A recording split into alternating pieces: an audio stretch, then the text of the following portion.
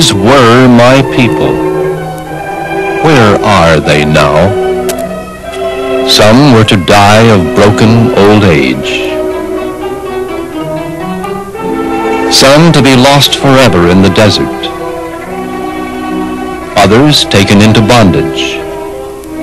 But most of them perished in the agony of their mountain land, slain and scattered to desert winds by the official commands of a government. And a nation nearly perished in the greatest mass martyrdom the world had ever seen.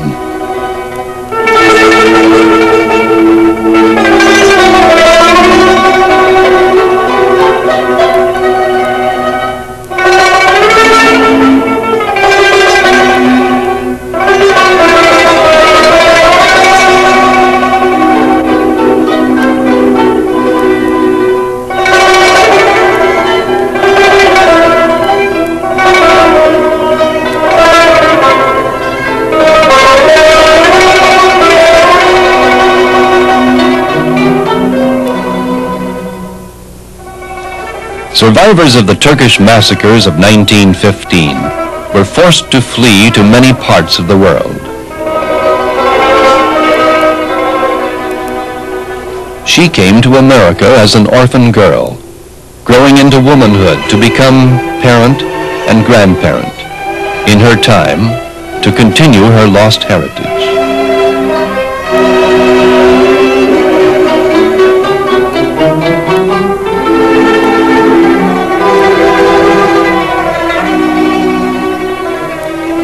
Her entire family was massacred.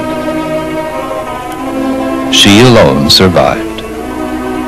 Family after family was destroyed, deliberately, systematically, until the Armenian nation was almost eliminated from the face of the earth. Her ancestors came from a Middle Eastern plateau between Europe and Asia, Russia and Arabia. It was a stern and beautiful mountain land of great challenge. Legends claim that Noah's Ark came to rest on Mount Ararat in the Caucasus Mountains.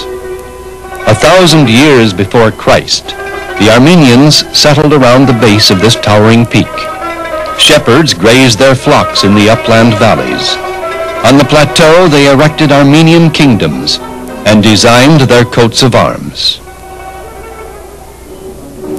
Armenia had her birth on the battlefield, for she stood at the crossroads of the world. The empire builders, Assyria and Parthia, Rome and Persia, fought each other over the body of Armenia.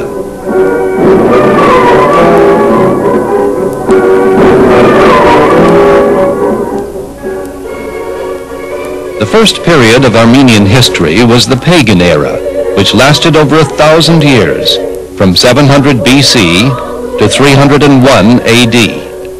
During these centuries, she became a buffer between East and West, learning from both and producing an enduring culture.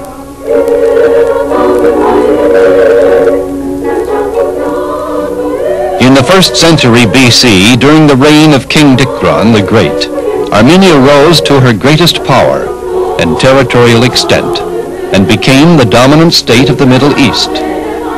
Dikran ruled over a mighty empire of over 25 million people.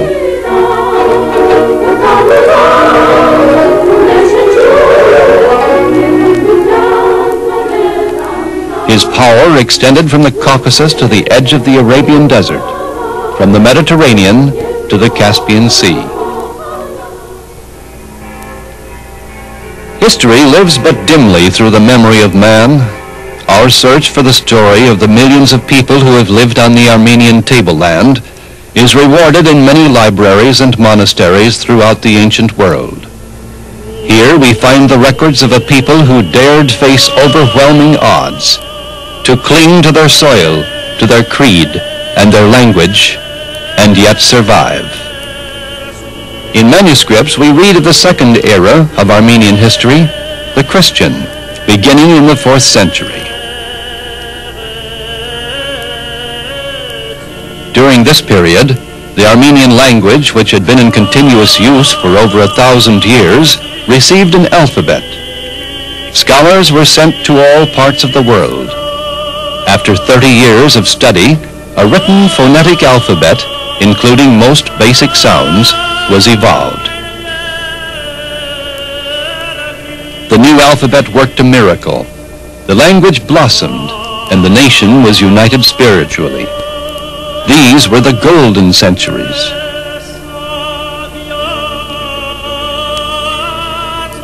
By the acceptance of Christianity in 301 AD, Armenia became the first Christian nation. An Armenian church, distinct from the Greek Orthodox and Roman Catholic, was established under the leadership of Gregory the Illuminator.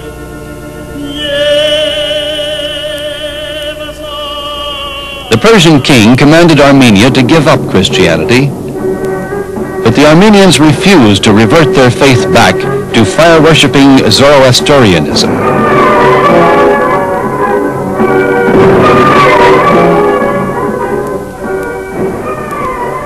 On the field of Avarar, near the present Turco-Iranian border, the armies gathered their forces.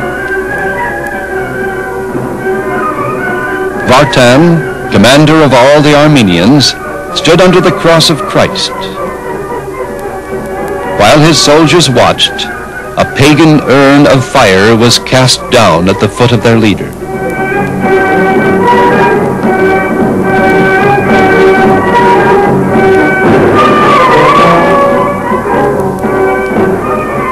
The Persians outnumbered the Armenians almost 6-1.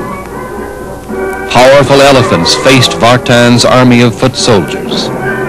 Before the sun had set, the black soil of Avarai had seen the world's first great battle for religious freedom and the preservation of the Christian faith. In losing the battle, the Armenians preserved their nation. The Persians won a territorial war, but failed in their effort to eradicate the Christian faith, which continued to be the dominant influence in Armenian life.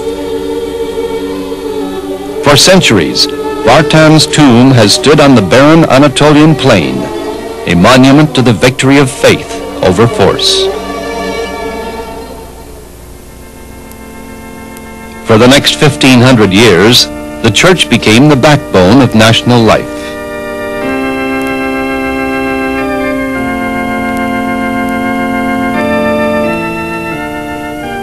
Through literature and art, her scholars enriched a culture that unified the people.